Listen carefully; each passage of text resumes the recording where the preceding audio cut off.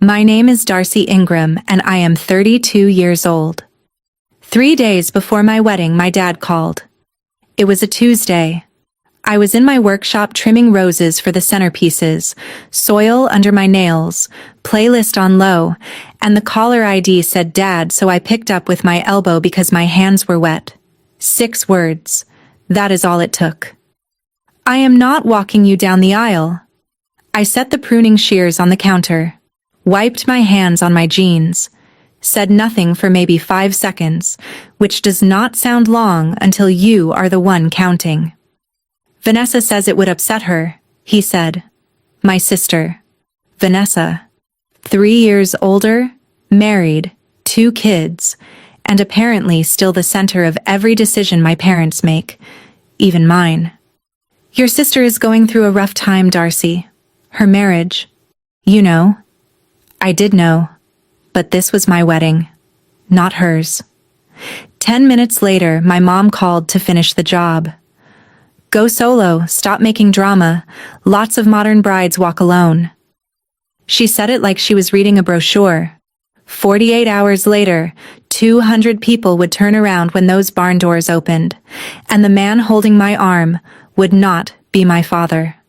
Welcome back to Calm Drama Stories. This is a place where we share real stories about family, boundaries, and the people who show up when it matters most. Drop a comment and be sure to subscribe.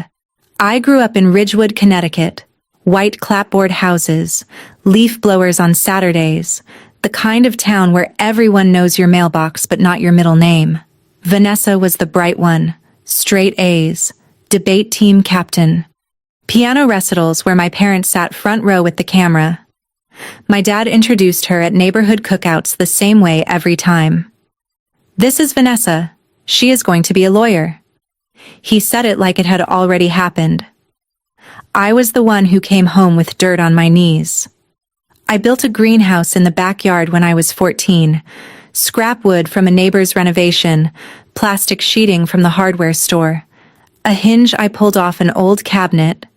It stood 7 feet tall, and it was not pretty, but it grew tomatoes the size of my fist by August. That year, my school science fair fell on the same Saturday as Vanessa's regional spelling bee. I entered my greenhouse tomatoes, heirloom seeds, controlled soil pH, growth journal with daily photos. I won first place. Blue ribbon pinned to my poster board by the time my dad walked in. He walked in 40 minutes late. The judges were already stacking chairs. Sorry, kiddo, Vanessa's event ran long. He glanced at the ribbon, nodded, said good job, the way you say it to a stranger's kid at a checkout line. Then he checked his phone. That greenhouse stayed in the backyard for 9 years. I repaired the hinge twice, replaced the sheeting once. My mom called it an eyesore. My dad called it nothing. He never mentioned it again. But it kept growing tomatoes every summer, whether anyone noticed or not. My high school graduation was on a Thursday in June. That same week, Vanessa got her acceptance letter to Columbia's MBA program. My parents decided to combine the celebrations into one dinner at Ristorante Luca downtown. 3 speeches were given. All 3 were about Vanessa. My dad raised his glass. To our Columbia girl. My mom wiped her eyes and said she always knew. Vanessa thanked them for believing in her. I ate my pasta and clapped in the right places. No one mentioned my diploma. I had graduated with a 3.7 GPA and an acceptance to the University of Connecticut's horticulture program. I paid my own application fee from the landscaping jobs I had been running since sophomore year, mowing, weeding, planting beds for 6 neighbors at $40 each. When I told my mom about the horticulture degree, she set her coffee mug down and looked at me like I had said something in another language. That is not a real career, Darcy. 5 words. She said them once to my face and apparently many more times behind my back. Ruth Kellerman, our neighbor 3 doors down and my grandmother Eleanor's closest friend, told me years later that she overheard my mom on the phone with her sister saying the same thing. Darcy is studying gardening. I do not even know what to tell people. Vanessa's MBA tuition was paid in full by my parents, $22,000 a year. I know the number because Donna, my mom, mentioned it at Thanksgiving like it was a public service announcement. My tuition? I paid myself. Landscaping in the summers. Greenhouse work on campus during the school year. Student loans for the rest. Nobody announced my balance at the dinner table. Vanessa married Preston Hale 3 years after Columbia. Investment banking. Charcoal suit at the rehearsal dinner. Cufflinks that cost more than my truck payment. My parents glowed at the wedding like they had personally arranged the stock market. Then the grandchildren came. Lily first, now 5. Owen, 2 years later, now 3. My dad retired from his insurance firm the same year Owen was born, and those 2 kids became the center of his universe. He drove to Vanessa's house in Darien 3 times a week. He built Lily a swing set. He read Owen the same train book 47 times because Owen screamed if he stopped. Vanessa noticed. She noticed the way you notice a lever you can pull. The first time she used the kids was over Christmas seating. Vanessa wanted the head of the table. My dad gave it to her. The second time was about a family photo. Vanessa wanted it retaken without me in the background. My dad asked me to step aside. The third time, I heard it myself. Speakerphone. My dad did not realize I was in the kitchen. If you walk her, I will not bring the kids to Christmas. My dad paused. I could hear his breathing through the phone. Then Vanessa's voice, calm and practiced. I mean it, Dad. It is too much for me right now. You know what I am going through. My dad said, Okay, Nessa. Okay. My mom walked into the kitchen 30 seconds later, saw my face. She knew I had heard. Her response was not an apology.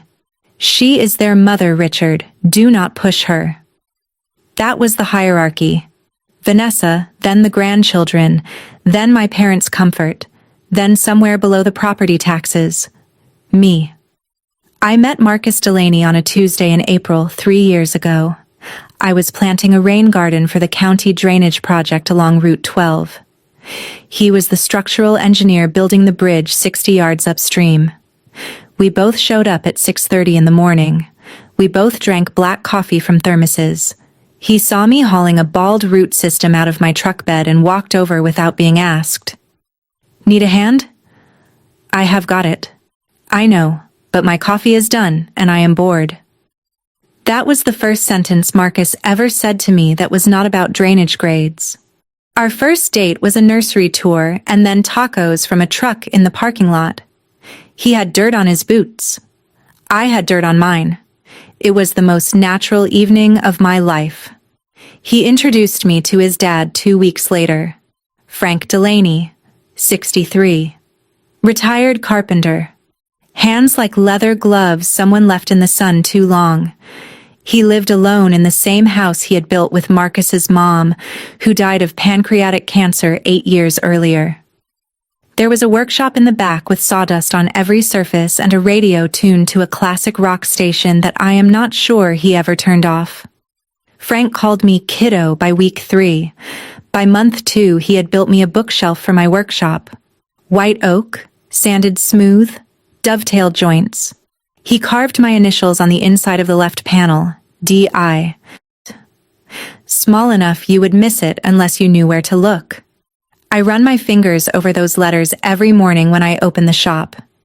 You got dirt under your nails, he said the first time he visited my greenhouse. Good. Means you built something today. Nobody in my family had ever said that to me. Marcus proposed in the botanical garden I designed for the Ridgewood Public Library. It was an October evening, and the Japanese maples were turning that deep burgundy that makes people stop their cars. He got down on one knee next to the stone bench I had set into the path 2 summers earlier. I said yes before he finished the question. That night, I called my parents. My dad picked up on the 4th ring. I told him. There was silence for about 3 seconds. Then, congratulations. Not, I am happy for you. Not, Tell me everything. Just the word you say when a coworker announces their promotion. My mom took the phone. Is he from a good family? She did not ask if I was happy. She did not ask about the ring, or the garden, or the evening. She asked about his family the way she might ask about his credit score. He is, I said. His dad is a carpenter. Silence again, the kind where someone is choosing not to say what they are thinking. I sent the wedding invitation by hand. I designed it myself. Botanical illustrations along the border, pressed fern on the inside flap. I drove it to their house and left it in the mailbox because I did not want to watch them open it. I also asked my dad to walk me down the aisle. He said yes. Quickly, almost reflexively, like someone agreeing to hold a door. Marcus said what he always says when I give my parents a chance they have not earned. He put his hand on my knee and looked at me with those steady brown eyes. You know who they are, Darcy. I know, but I want to give them one more chance. He nodded. He never tells me what to do with my family. He just makes sure I have somewhere soft to land afterward. The call came on a Tuesday evening, 3 days before the wedding. I was in the workshop, trimming the last roses for the centerpieces. 14 arrangements, each one hand-tied. The radio was playing something with a fiddle and I was humming along when the phone lit up on the workbench. Dad. I wiped my hands on my jeans and picked up. Darcy, I need to tell you something. His voice was the one he used when he was about to deliver bad news to a client. Steady but detached. Professional avoidance. I am not going to walk you down the aisle. The pruning shears were still in my other hand. I set them down slowly, the way you set something down when you are not sure you can hold it without breaking it. Vanessa says it would upset her. Dad. Vanessa is not getting married, I am. She says seeing me give you away would be too painful right now. Her marriage is going through a rough patch. You know that. So, my wedding day is about her feelings. Silence. Long. I could hear the television in his den. Some game show. I am sorry, Darcy. I did not yell. I did not cry. I asked him one question. The only one that mattered. Did Vanessa threaten you with the kids again? More silence. Then his voice dropped lower, as if someone might hear. She said if I walked you, she would not bring Lily and Owen to Christmas. There it was. The lever. The same lever she had been pulling for years, and he had been folding to every single time. His grandchildren traded for his daughter's wedding day, and he chose the trade without blinking. Okay, Dad. Darcy, please understand. I said okay. I hung up, set the phone on the workbench, picked up the shears, finished the 14th arrangement. My hands did not shake. I wanted them to. Shaking would have meant I was surprised. I was not surprised. I was just finally done pretending I might be. My mom called 10 minutes later. Right on schedule. Donna Ingram does not leave loose ends. Your father told you. Yes. Darcy, do not make this bigger than it is. Go solo. Lots of modern brides walk alone. It is actually quite empowering if you think about it. She said empowering the way someone says organic when they do not buy organic. Mom, I asked Dad a year ago. He said yes. Things change. Your sister is hurting. And I am not? Pause. I heard her take a breath. The measured kind. The kind she uses before she says something she has already decided is reasonable. You have Marcus. Vanessa has no one right now. I almost laughed. Almost. Because the math of it was so perfectly Donna. Vanessa's pain outweighed mine because Vanessa's pain always outweighed mine. Not because it was larger. Because it was hers. Stop making drama, Darcy. This is not the hill. I hung up. Walked out to the porch. Sat on the top step. The October air was cold enough to see my breath but not cold enough to go inside. I held my phone in both hands and stared at the garden I had planted when I moved into this house 4 years ago. Hydrangeas along the fence, lavender by the walkway, a dogwood I put in the first spring that was now taller than me. Marcus found me 20 minutes later. No tears, just sitting, holding the phone like it was something I was not sure I wanted to keep. He sat down next to me, did not ask what happened, did not say, "I told you so," just put his arm around my shoulder and waited. After a while, I stood up, walked through the workshop, stopped at the oak bookshelf Frank built me, ran my fingers along the inside panel, found the carved letters, D.I., traced them twice. Then I went to bed. Wednesday morning, 2 days before the wedding. Marcus made eggs, scrambled the way I like them, with chives from the windowsill pot he keeps alive for me because I somehow managed to overwater indoor plants while running a professional landscaping business. He set the plate down, sat across from me, waited. "My dad is not walking me. I heard you on the phone." He poured coffee. "What do you want to do?" Not, "I will fix this," not, "Let me call them," just, "What do you want to do?" That is Marcus. He does not rescue. He stands next to you and hands you the thing you need. "I do not want to walk alone." "Then you will not." He took a sip, set the mug down, looked at me the way he looks at a structural plan, calm, focused, already 3 steps ahead. Dad has been practicing his tie knot since the engagement. I watched him YouTube it twice last Sunday. I smiled. First one in 12 hours. I cannot ask Frank to do that. It is too much. Darce, that man built you a bookshelf he did not have to build. He drives 40 minutes to your shop on Saturdays to fix hinges you did not ask him to fix. He set a place for you at Sunday dinner 2 months after we started dating and has not removed it since. I stared at my eggs. "He has been waiting," Marcus said.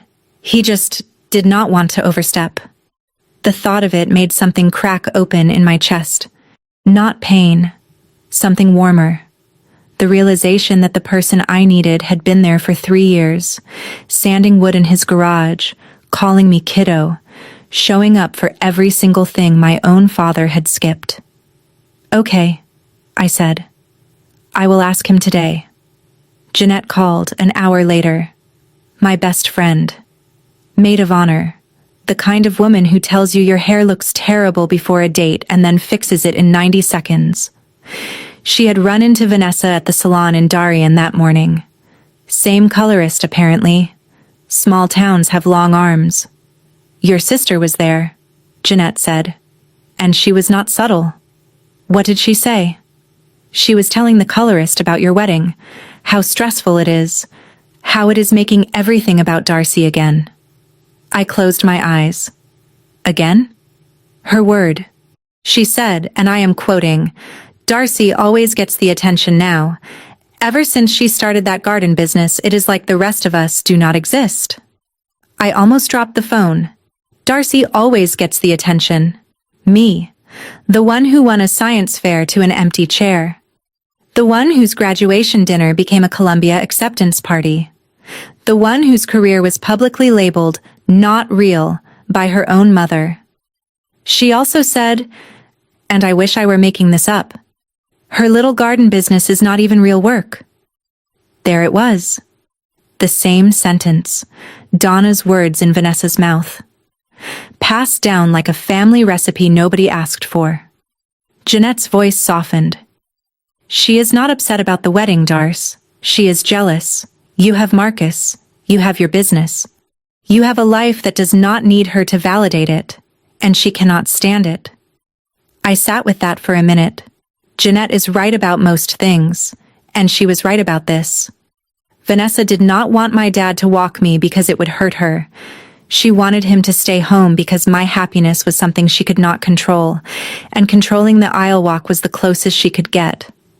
I should tell you about Thanksgiving. Last November, Vanessa hosted because Donna insisted. "Your sister has the bigger dining room." This was technically true. It was also beside the point. Preston sat at the head of the table in a shirt that probably cost what I charge for a full garden install. He checked his phone 11 times during the meal. I counted because I was seated directly across from him, and there was nothing else to look at while Donna talked about Vanessa's kitchen renovation. Vanessa was loud that night. Not the normal, loud. The loud where you are trying to fill a room so nobody hears the silence underneath. She laughed at things that were not funny.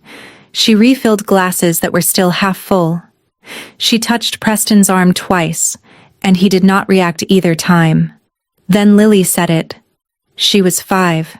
She had mashed potatoes on her chin, and she said it the way 5-year-olds say everything, clearly and without knowing what it means. Why does Daddy sleep in the office? The table went quiet. Preston looked up from his phone. Vanessa's face did something I had never seen before. It folded. Not anger. Not embarrassment. Something underneath both of those. My dad cleared his throat and asked Owen if he wanted more bread, but I saw Vanessa's hands. They shook when she poured the wine. Small tremor. 2 seconds. Then she straightened up, smiled, and passed the cranberry sauce like nothing had happened. I understood something that night. Vanessa's marriage was not going through a rough patch. It was going through the floor. And instead of dealing with it, she was rearranging the furniture on top of the cracks. My wedding was just the latest piece of furniture she needed to move. Wednesday morning, 2 days before the wedding. I drove to Frank's house. He lives on a dead-end road off Route 9 in a town called Chester. The house is brown shingled, single story, with a porch he rebuilt in 2019 and a garage that smells like linseed oil and cedar. The radio in his workshop plays classic rock at a volume that suggests he believes Led Zeppelin should be experienced as a background presence in all human activities. He was sanding a rocking chair when I pulled in. Teak. Beautiful grain. He was in his work apron, the one with sawdust permanently embedded in the fabric like a second texture. I stood at the garage door for a full 10 seconds before he looked up. Hey, kiddo. He blew dust off the armrest. Coffee is on inside. Frank. He must have heard something in my voice because he set the sandpaper down immediately, turned to face me, wiped his hands on the apron. My dad backed out of walking me down the aisle. He did not say, I am sorry. He did not ask why. He did not shake his head or offer an opinion about my father or my family or the situation. He just looked at me with those steady gray eyes, the same eyes Marcus has, and said 5 words. When do you need me? That is the sentence. That is the whole thing. No hesitation. No, are you sure? No. Let me think about it. The man was sanding a chair, and the next breath he took was offering to walk me into my future like it was already on his calendar. Saturday, 1 o'clock. I will be there at noon. He picked up the sandpaper, started sanding again, then, quieter. Kiddo, I have been waiting for someone to ask. I cried in the car on the way home, first time all week. The next 48 hours moved like a current. Jeanette handled logistics with the calm efficiency of someone who has planned 3 baby showers and once organized a surprise birthday party during a blizzard. She updated the seating chart. The father of the bride's seat at the head table was reassigned. Front row, center aisle, now labeled Frank Delaney, the seat my dad was supposed to fill. Marcus took his dad's suit shopping Thursday after work. Frank had a sport coat from 2011 that he swore still fit. Marcus sent me a photo from the fitting room. Frank in a new charcoal suit, looking simultaneously proud and uncomfortable, his rough hands sticking out of the pressed cuffs like they did not belong to the same outfit. Marcus texted underneath the photo. He asked me 3 times if the tie was straight. I wrote my vows that evening in the workshop.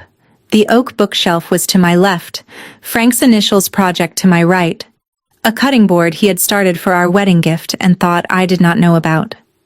I wrote by hand on the back of a landscape sketch. Crossed out lines. Rewrote them. Settled on something simple. My parents did not call Wednesday. Did not call Thursday. Did not text. I checked my phone twice Thursday night and then put it in the kitchen drawer. Marcus noticed. He did not say anything. He just made tea and left a mug on my nightstand. I did not tell my parents about Frank. They assumed I would walk alone. Let them assume. The doors would open Saturday and the answer would be standing right next to me. Thursday afternoon, 2 days before the wedding.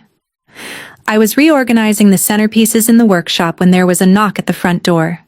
Ruth Kellerman, 68 years old, silver hair, always pulled back.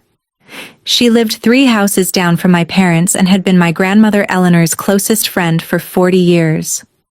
When Eleanor died 11 years ago, Ruth was the one who sat with her at the end. She was also the one who told me about Donna calling my career gardening behind my back. Ruth stood on my porch holding a yellowed envelope. "Your grandmother asked me to give you this," she said, the week before she passed. "She told me to hold it until you were getting married." Ruth's eyes were damp. "I have been carrying it for 11 years, Darcy. I was beginning to think it would outlast me." The envelope was soft at the edges. My grandmother's handwriting on the front. Just my name. Darcy. I opened it at the kitchen table. Ruth sat across from me and did not speak. The letter was short, 12 sentences. Eleanor had always been efficient with words. "Darcy, when you read this, you are about to walk into the most important room of your life. I wish I could be there. I wish I could tell your mother to sit down and let you shine. I wish I could tell your father to look up from whatever is distracting him and see you, but I know how that family works. So let me say what they will not. You have always been the one who builds. From that greenhouse to whatever you are building now, you make things grow where nothing was. Do not wait for them to see it. The people who show up are your real family. I love you. Build something beautiful." I read it 3 times, folded it carefully, placed it in the clutch bag I would carry on Saturday. Family is who shows up. Thursday night passed without a call. Friday the same. No text.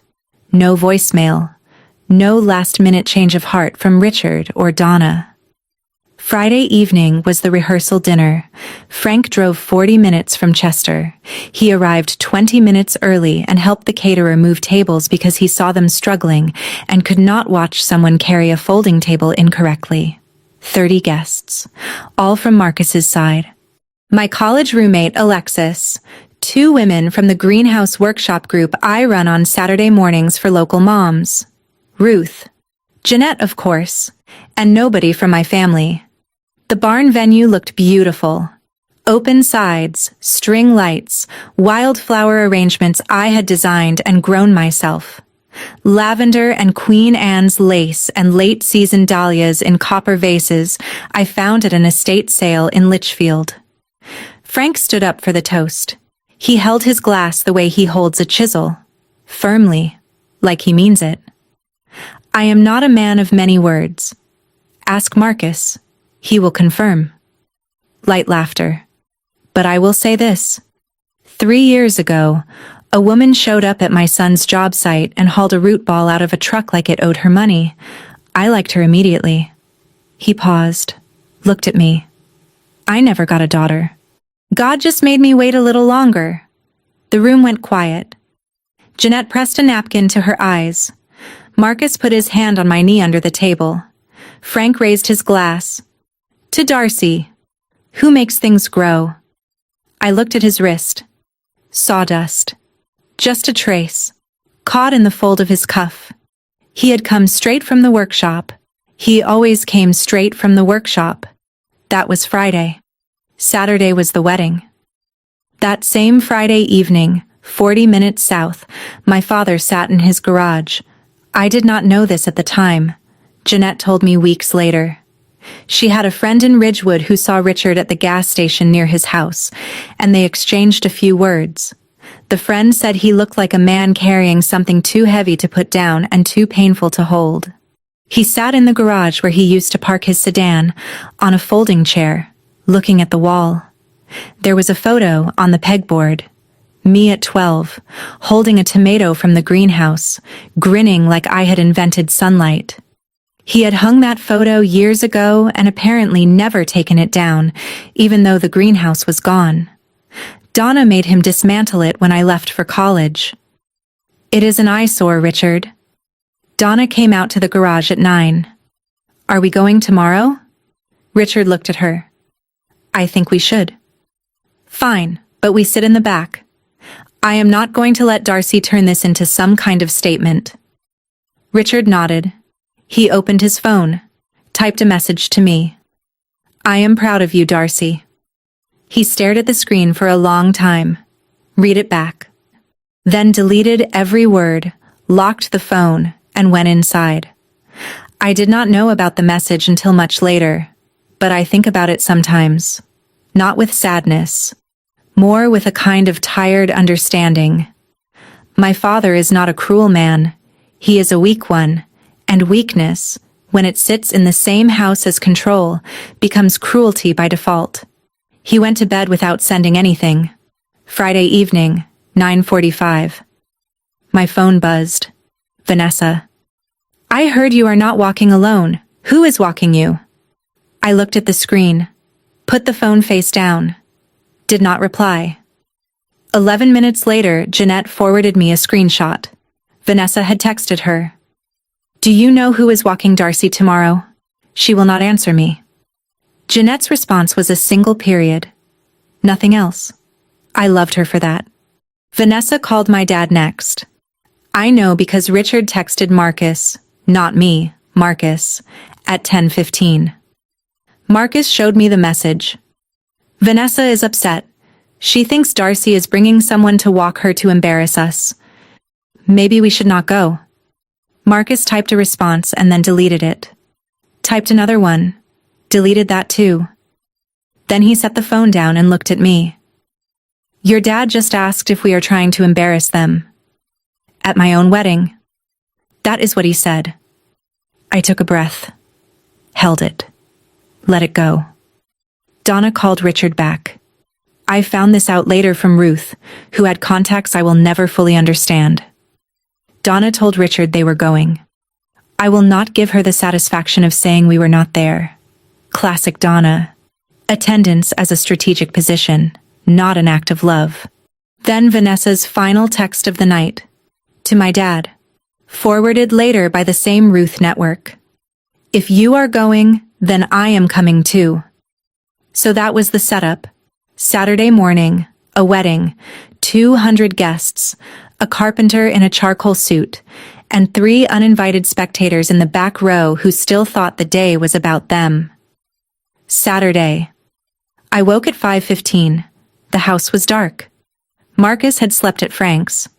Tradition, he said, though I suspect it was mostly so. Frank would not pace the kitchen alone all night. I made coffee. Sat on the porch. The garden was still in that early morning fog where everything looks like a watercolor someone left out in the rain. The hydrangeas along the fence were fading. Late October does that. But the lavender still held. Lavender always holds longer than you expect. My phone had 2 messages. Frank. Ready when you are, kiddo. Tie is straight. I checked 4 times. Marcus. See you at the end of the aisle. I will be the one who cannot stop smiling. I looked at my hands. Calluses on the pads below my index fingers from years of pruning shears. A thin scar on my left thumb from a greenhouse repair gone wrong when I was 17. Soil under the nail of my right ring finger that I must have missed in the shower. These hands built a greenhouse at 14. They planted lavender and hydrangea. They dug beds for 6 neighbors at $40 each. They signed a business license, shook hands with clients, arranged 14 centerpieces for a wedding that my own parents could not be bothered to attend with grace.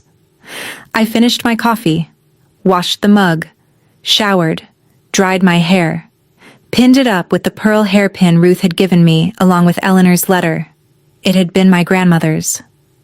I looked at myself in the mirror and saw exactly what I expected. Not a victim, not a broken daughter.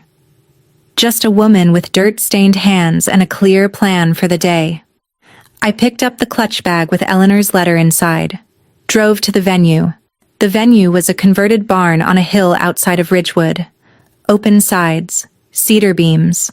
The kind of place that looks like it has been hosting weddings for a century, but was actually a dairy barn until 2016. I had done the flowers myself. Every arrangement. Wildflower bundles in copper vases, lavender, Queen Anne's lace, late dahlias, sprigs of rosemary because my grandmother always said rosemary was for remembrance. The altar was framed with climbing clematis I had trained on a wooden trellis Marcus built. It smelled like earth and October. Jeanette was already in the bridal suite when I arrived. She had my makeup kit open and a mimosa in hand. "You look like a woman who has been awake since 5:15. "Close enough. Sit down." She worked quickly. Foundation. Blush. A lip color she called Quiet Power that I am fairly certain she made up on the spot. Ruth arrived at 10 with a small velvet box. Inside, a pair of pearl drop earrings. "Your grandmother's," Ruth said.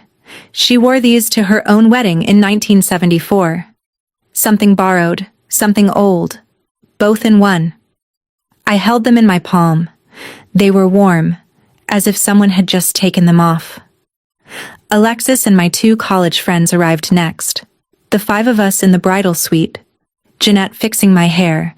Ruth sitting in the corner with her hands in her lap like a woman who had been waiting 11 years for exactly this morning. No mother. No sister. Jeanette caught me glancing at the door once. "Stop looking at that door, Darcy. Everyone who matters is already in this room." She was not wrong.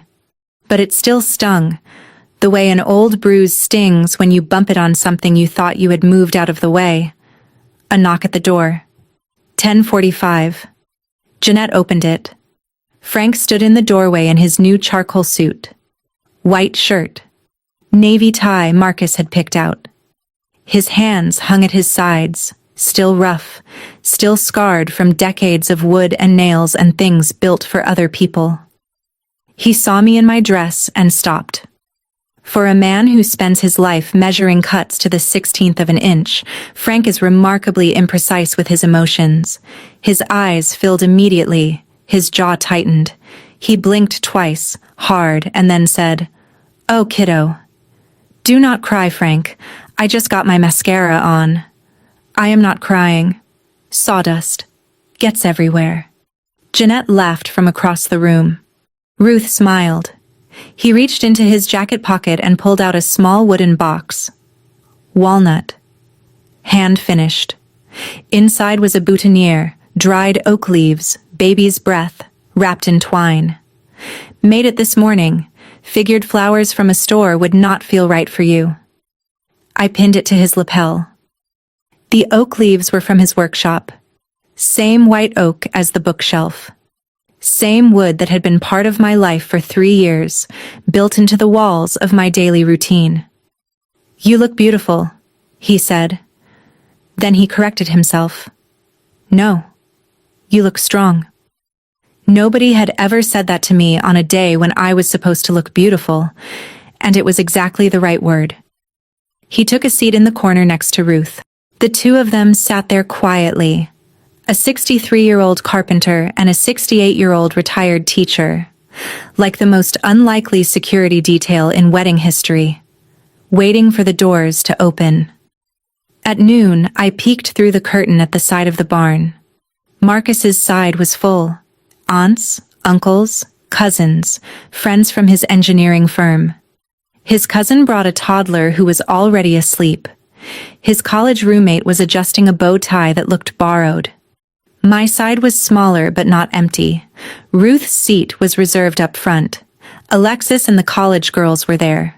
7 women from my greenhouse workshop, the Saturday morning group where I teach local moms how to start vegetable gardens, 3 landscaping clients who had become friends over the years.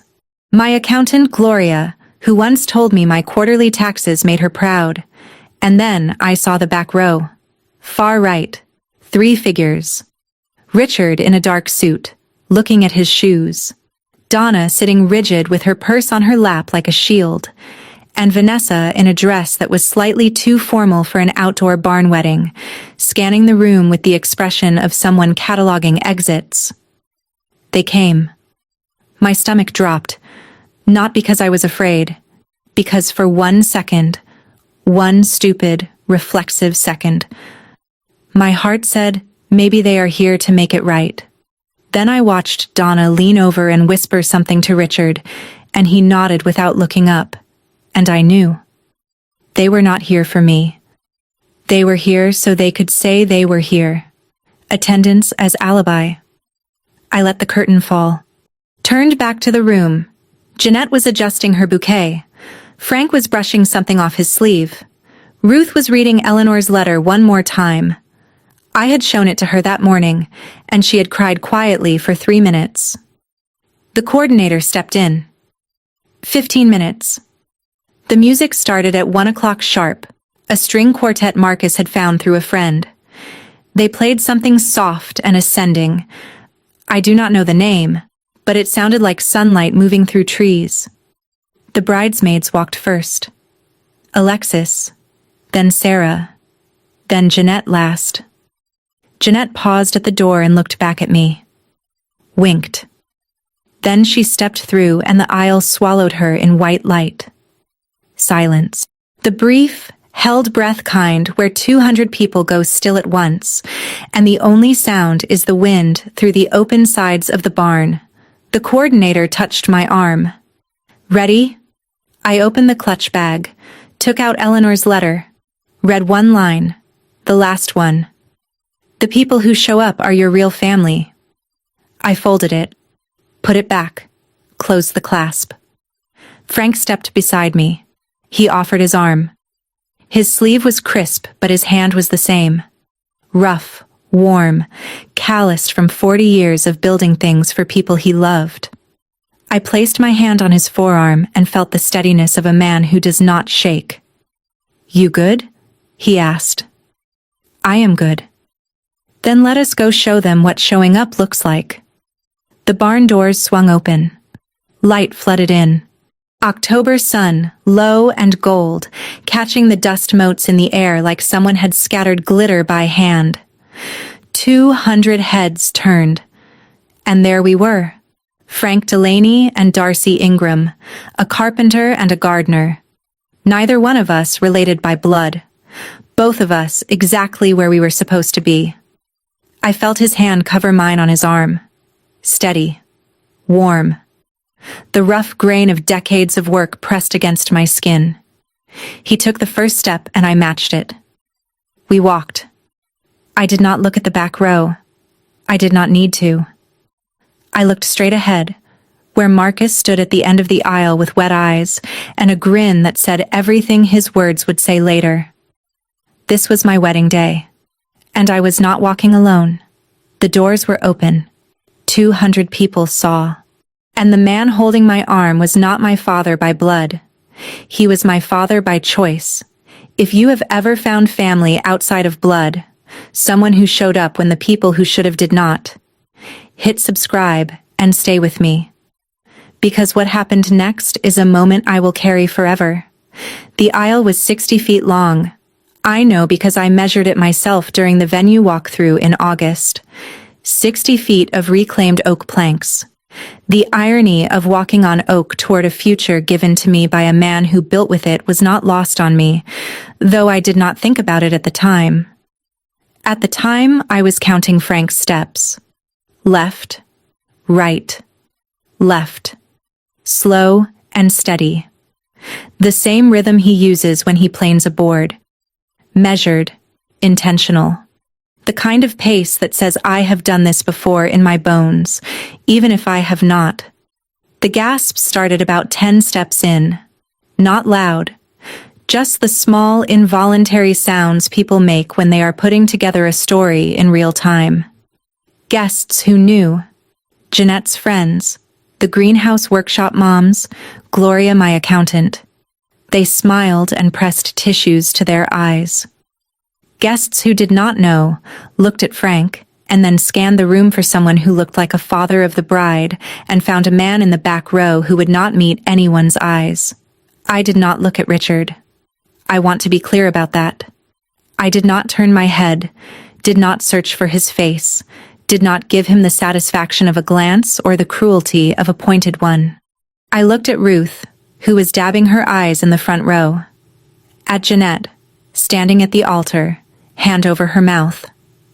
At the greenhouse workshop moms, 3 of whom were openly weeping.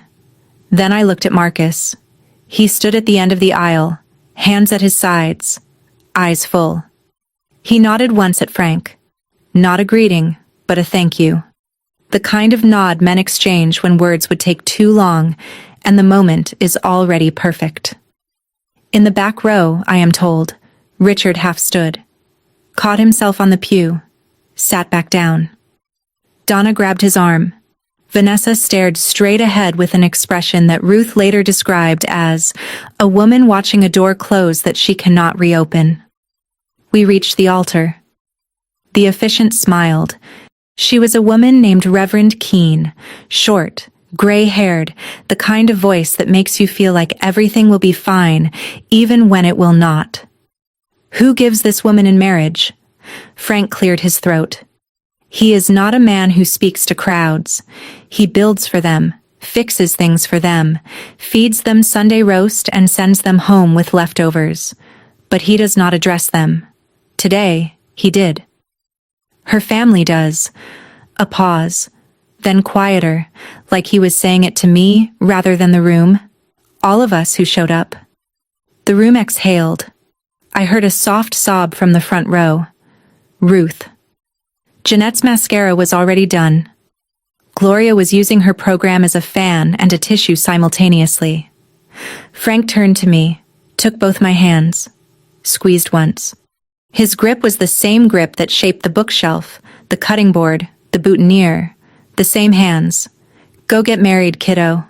He placed my hand in Marcus's, stepped back, walked to the front row, center aisle, sat in the seat that had been labeled with his name that morning, the seat my father was supposed to fill. Marcus leaned in and mouthed 2 words to his dad. Thank you. Frank nodded, folded his hands in his lap. I noticed sawdust on his right cuff. He always had sawdust on his right cuff. I turned to Marcus. The ceremony began. When it came time for vows, I said what I had written in the workshop 2 nights earlier, next to the oak bookshelf, on the back of a landscape sketch. I choose you, and I choose the family we build, not the one we were given. The one we make with our hands every day, from the ground up. Marcus said his vows. I do not remember the words. I remember his eyes. We were married at 1:27 in the afternoon. The reception started at 2. Same barn, tables rearranged, string lights on. The band played something acoustic and warm. People danced. Owen, Vanessa's 3-year-old, ran between tables chasing a balloon that had escaped its anchor. Lily sat on Richard's lap and asked for cake. At 3, Frank stood up for his toast. The room quieted the way rooms do when they can feel something real about to happen. I am going to keep this short because Marcus told me if I talked for more than 2 minutes, he would play me off with a trombone. Laughter. I do not own a trombone, so I believe him. He held his glass. The first time Darcy came to my house for Sunday dinner, I had a fern on the windowsill. It was dying. Had been dying for a year. I had given up on it. She walked in, looked at it, and within 10 minutes, she had repotted it, moved it to a different window, and told me I was overwatering. He looked at me. I knew then. Any woman who saves a dying plant without being asked is also the kind of woman who will save a dying old man from eating alone every Sunday. Silence. Then the room broke open. Applause. Tears. Jeanette stood up and clapped until her palms were red. People started talking after the toast. Not to me directly, but around me, the way you talk at events when you want the person to overhear. She designed the garden at Ridgewood Library, you know. Her company does the courthouse grounds, Have you seen them in spring? She runs a free workshop for moms every Saturday. My work. Speaking for itself, in a room full of people who came because they chose to, while my own family sat at a corner table and said nothing. Richard found me at the dessert table. I was cutting into the lemon cake. My choice, not Donna's, when I felt someone step too close on my left side. I knew it was him before I turned. He smelled like the same aftershave he has worn since I was 7. Old Spice, the one in the white bottle. Darcy. I turned. He was holding a glass of water. Not champagne. Water. His eyes were red at the edges and his jaw was doing the thing it does when he is trying not to say something that might come out wrong. That man. He did a good job. His name is Frank. Richard nodded. Frank. Yes. He did a good job up there. He did. Silence. Richard looked at the cake, at the table, at anything that was not my face.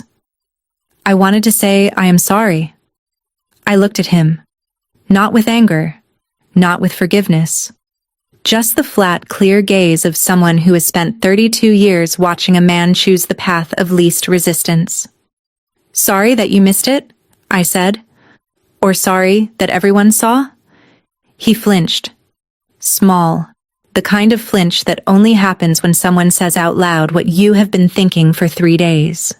Before he could answer, Donna appeared, hand on his elbow, guiding him away the way she always guides him, firmly, like steering a cart. Richard, come sit down. She leaned toward me as she turned him away, voice low, controlled. The same tone she used on the phone Tuesday night. Do not make a scene, Darcy.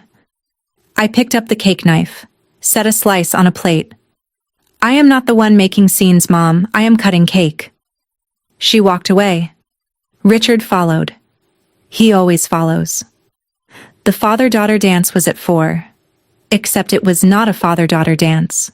It was Frank and me, on a barn floor, under string lights, to a song Marcus picked. An acoustic cover of Lean on Me that made Jeanette cry for the 3rd time. Frank danced the way he builds, carefully, with attention to where his feet were going. He held my hand in his and kept his other hand on my shoulder, not my waist, because Frank is the kind of man who respects a boundary even at a wedding. I step on feet, he warned. I know. Marcus told me. That boy has no loyalty. I laughed. The room laughed. 200 people watching a carpenter dance with a gardener and feeling something true underneath the music. At the corner table, Vanessa watched. Preston was not there. He had a work trip. Or that is what she told Donna. The chair next to her was empty, and she was gripping a champagne flute like it owed her something. Ruth walked over and sat down beside Vanessa. Not hostile, not warm. Just present. The way Ruth does everything. Eleanor would have been so proud of Darcy today, Ruth said. Vanessa looked at her. She would have been proud of both of you, Vanessa, if you had let her. Vanessa's eyes filled. She set the glass down, stood, walked to the bathroom. She was in there for 15 minutes. When she came out, her makeup was freshly applied, but her eyes were swollen and her hands were still shaking the way they shook at Thanksgiving. I saw her cross the room from the dance floor. I did not go to her. I did not send someone after her. I kept dancing with Frank. Some doors close because you shut them. Others close because the person on the other side stopped holding them open. I did not see my parents leave. Jeanette told me later they slipped out around 5, between the cake cutting and the bouquet toss, the way you leave a party you were never really at. The drive home for Richard and Donna was 40 minutes. Ruth heard from a neighbor who heard from Donna's sister that neither of them spoke for the first 20. Then Richard said something. That man built her a bookshelf. Donna looked at him. What? In her workshop. Oak. With her initials carved inside. Donna stared at the road. When was the last time we built her anything, Donna? No answer. The road between Ridgewood and their house runs along the reservoir. Flat water, dark trees, the kind of drive that gives you too much time to think. She did not even look at me, Richard said. When she walked down the aisle, she did not look. She was looking at Marcus. She was looking at everyone except me, and she was right to. Donna said nothing. Richard pulled into the driveway. Donna went inside. Richard sat in the car. The garage light was still on from Friday night. The photo of 12-year-old Darcy with the tomato was still on the pegboard. The greenhouse was gone. Donna made him take it down years ago. But the soil marks where it stood were still faintly visible in the lawn, even in the dark. Some things leave outlines even after they are removed. Richard checked his phone. No message from Darcy. No message coming. The wedding was over. His daughter was married. A carpenter had done what he was supposed to do. And the seat labeled Frank Delaney at the front of the church was the loudest statement anyone made all day. Without saying a word, he went inside and closed the door. Monday morning, 2 days after the wedding, I opened the workshop at 7, same as always. New order on the desk. Landscape design for the children's wing garden at Ridgewood Memorial Hospital. 1,200 square feet. Sensory plants for kids in recovery. Texture gardens. Things you can touch and smell and hold. Marcus brought coffee at 8. Black. Chives on the windowsill still alive. Frank came by at 9 with a cutting board he had been working on for weeks. Cherry wood. Inlaid walnut stripe down the center. For the newlyweds, he said, as if he had not walked me down the aisle 48 hours ago. As if it was just another Saturday. I set it on the counter next to the bookshelf he built 3 years ago. Same man, same hands, same showing up without being asked. My phone buzzed at noon. One text from Richard. Can we talk? I read it. Set the phone face down on the drafting table. Opened the hospital garden plans. Started sketching the sensory path. Rosemary for memory, lavender for calm, mint for energy. Plants that give you something just by being near them. The greenhouse I built at 14 was 7 feet tall and grew tomatoes for one family. This one would be 1,200 square feet and grow healing for children who needed it. I picked up my pencil, drew the first line of the path, then the second, then the border beds. Then the entrance arch. Outside, the October light moved through my workshop window and caught the carved letters on the inside of the bookshelf. DI small enough to miss, deep enough to last. I did not answer the text. I had work to do. 2 weeks after the wedding, Vanessa called. I was on a job site, the hospital garden, measuring drainage grades, when her name appeared on my screen. I almost let it go to voicemail. Almost. But something in me, some remnant of the girl who repaired the greenhouse hinge twice because she believed things could be fixed, made me answer. Darcy. I am here. Silence. Long enough that I checked to see if the call dropped. Preston left. I set down my measuring tape. He moved out last week, took his things while I was at the grocery store. Left a note on the counter. I waited. Vanessa's breathing was uneven. Not crying. Trying not to cry. I just thought you should know. Okay. Another pause. Then her voice broke. Not dramatically. Not the way she performs for my parents, but quietly, like a crack in a wall that has been spreading for years and finally reached the surface. I thought if I could keep Mom and Dad focused on me, it would fill the gap. Preston was not there. The kids were not enough. I needed to be the center of something. And my wedding was in the way. Your happiness was in the way. I let that sit. I did not comfort her. I did not attack her. I stood on a construction site with dirt on my boots and held the phone and listened to my sister finally say the thing she had been hiding behind manipulation for 3 years. Vanessa, I hope you find what you need. I mean that. But I am not your emotional cushion anymore. I cannot be the thing you lean on while you push me down. She cried, quietly. I let her. Then I said goodbye and went back to measuring. A letter arrived the following week. Handwritten. My father's handwriting. Small, tilted, the penmanship of a man who learned to write in a school that still used fountain pens.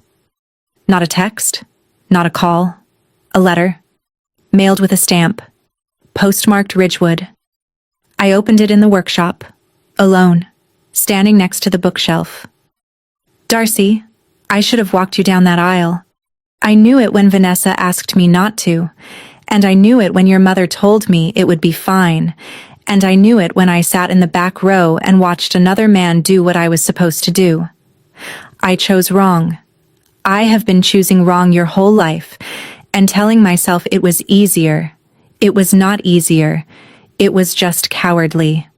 I let your sister use those children as a wall between us. I let your mother tell me that keeping the peace was the same as being a good father. It was not. Keeping the peace meant keeping you at a distance, and I did it because I was too afraid of what would happen if I pushed back. Frank earned what I threw away. He showed up. I did not. I do not expect you to forgive me. I do not think I would forgive me either. But I want you to know that the photo of you holding that tomato is still on my wall, and I wish I had told you then what I should have said 1,000 times since. I am proud of you, Darcy. I always was. I was just too weak to say it out loud.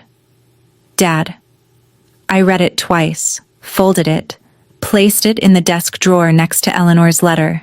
2 letters, 2 very different weights. I did not reply.